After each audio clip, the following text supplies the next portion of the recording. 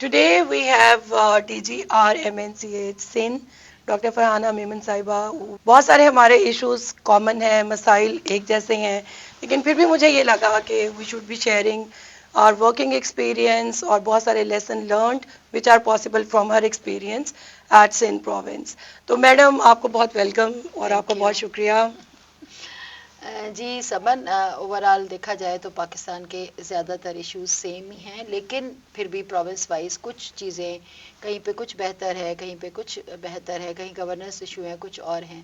لیکن اسپیسیفکلی اگر ہم پبلک ہیلتھ ایشوز دیکھیں یا RMNCH سے ریلیٹڈ چیزیں دیکھیں تو وہ اگنورڈ ہیں. آئی ڈونٹ نو کہ ایسا کیوں ہے، لیکن یہ ایک عجیب سی بات ہے. سنس مجھے کافی سالوں سے میں پبلک ہیلتھ میں ہی کام کر رہی ہوں اور ڈفرینٹ پروگرامس میں نے کام کیا ہے، ہر سائٹ سے جا کے میں نے دیکھا ہے. لیکن میں اب یہ اس اتنے سالوں کام کرنے کے بعد اس بات کہنے پہ مجبور ہو گئی ہوں کہ ہم یہ جو ڈیمانڈ جنریشن کر رہے ہیں، لوگوں کو بیہیویئر چینج کر رہے ہیں، مجھے ایسا لگتا ہے کہ اب ہمیں اس پہ اکاؤنٹیبلٹی بھی کرنی چاہیے.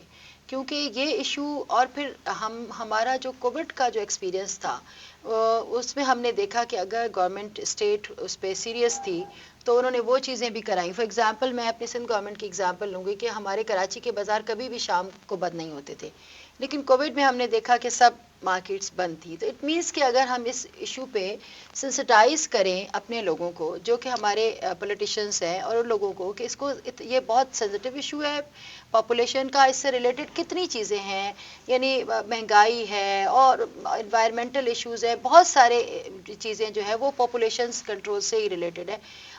تو ایکچولی یہ چیزیں جب تک وہ سینسٹائز نہیں ہوں گے. اچھا، ڈیمانڈ جنریشن کی جو بات ہے وہ ہم کر رہے ہیں سنس سو لانگ، لیکن ابھی بھی ہماری ان میٹ نیڈ ہے. ان میٹ نیڈ کے مطلب کہ اگر ہم ایک اویئرنیس کریٹ کر دیتے ہیں اور کوئی چاہتا بھی ہے کرنا، لیکن اس چاہنے اور اس ڈیمانڈ اینڈ سپلائی کے بیچ میں جو ایشوز ہیں وہ بہت سارے ہیں.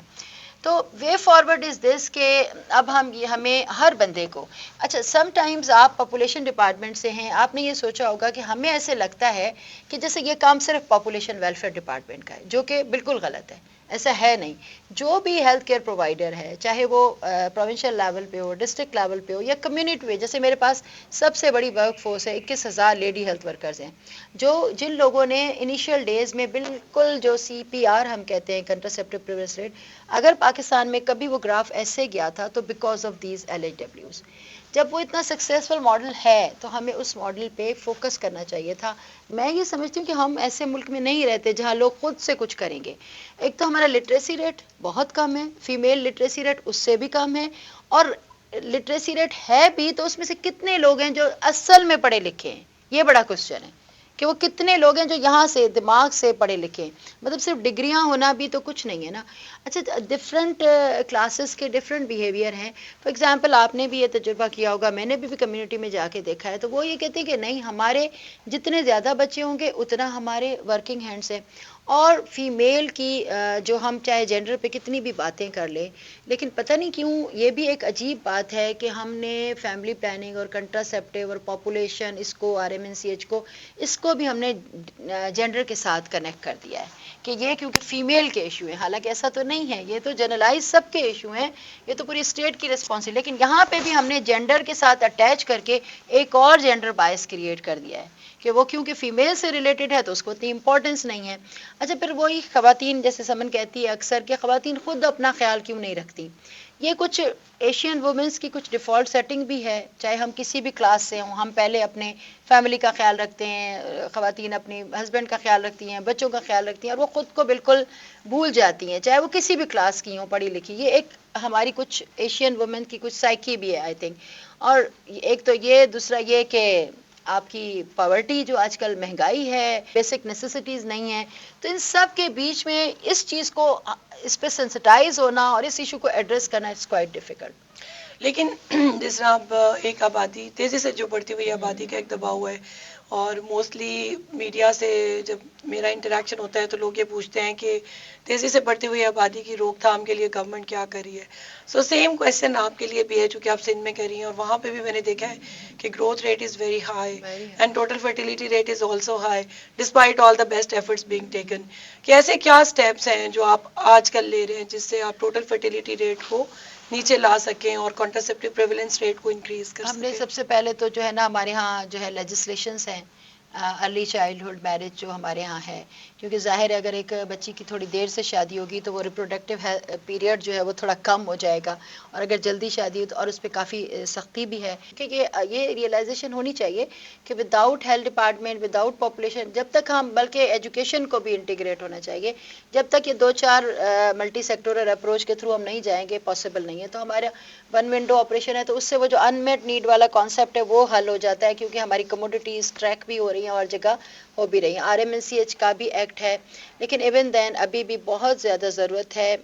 تم بیہیویئر چینج کی بات کرتی ہو جب کہ ڈیمانڈ سائڈ پہ، تو میں کہتی ہوں کہ نہیں، بیہیویئر چینج دونوں طرف ہونا چاہیے، یعنی سپلائی سائڈ پہ بھی ہونا چاہیے. جب تک ہماری جو ہیلتھ کیئر پرووائڈر، چاہے وہ پرائیویٹ سیکٹر میں بیٹھی ہے چاہے وہاں، تو ہم نے اب یہ اپنا ایک ہمارا ہے DLI، جس میں ہم نے ان کو بھی، سندھ ہیلتھ کیئر کمیشن کو بھی آن بورڈ لیا ہوا ہے.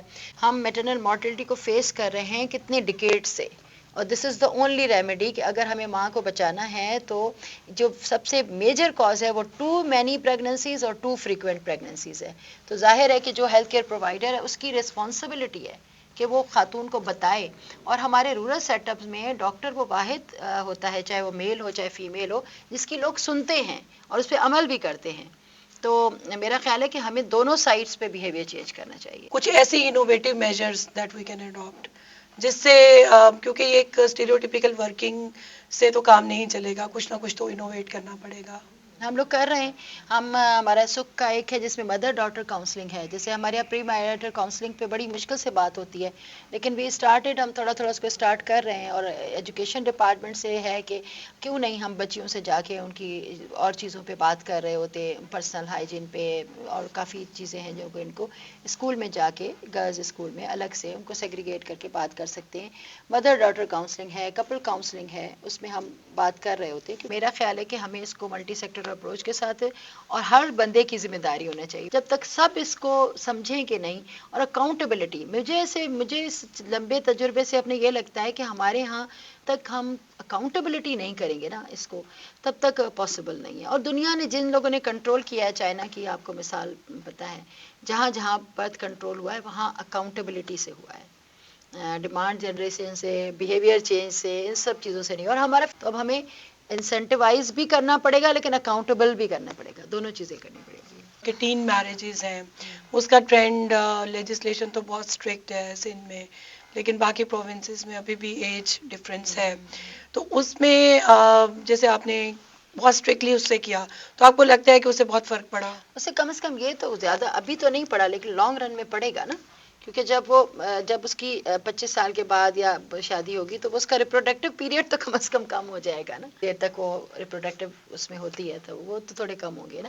اور دوسرا پری میرٹل کاؤنسلنگ کا بھی آپ نے ذکر کیا، ویسے تو یہ ہم بھی کرنے کی کوشش کر رہے ہیں. مدر ڈاٹر کاؤنسلنگ، اور یہ ہم لوگ. اچھا ڈاکٹر صاحب ایک اور بات بتائیں، ابھی جیسے ہم لوگ پاپولیشن میں کام کرتے ہیں تو فیملی پلاننگ کو ایک بہت ہی ٹیبو ٹاپک سمجھا جاتا ہے، اور بہت سارے پروونشل ڈپارٹمنٹس بھی اس ایریا پہ ہینڈ ہولڈنگ کے لیے تیار نہیں ہوتے. جیسے اسکول ایجوکیشن تو وہ کمفرٹیبل نہیں ہے.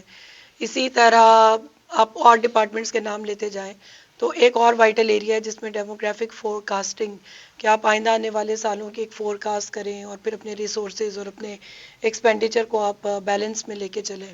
تو سندھ میں اس حوالے سے کیا ہو رہا ہے؟ نہیں، اس میں بھی ہم لوگ ابھی تک ایجوکیشن ڈپارٹمنٹ کو میٹنگز کی حد تک تو ہمارے ساتھ ہوتے ہیں، لیکن جب تک وہ اصل ریئل امپلیمنٹیشن کا لیول نہیں ہوگا، یعنی جب میری کوئی ہیلتھ ایجوکیشن آفس کو الاؤ کیا جائے گا کہ وہ کسی اسکول میں جا کے بچیوں کو سمجھائے نا، تب تک میں اس کو امپلیمنٹیشن تو نہیں کہوں گی.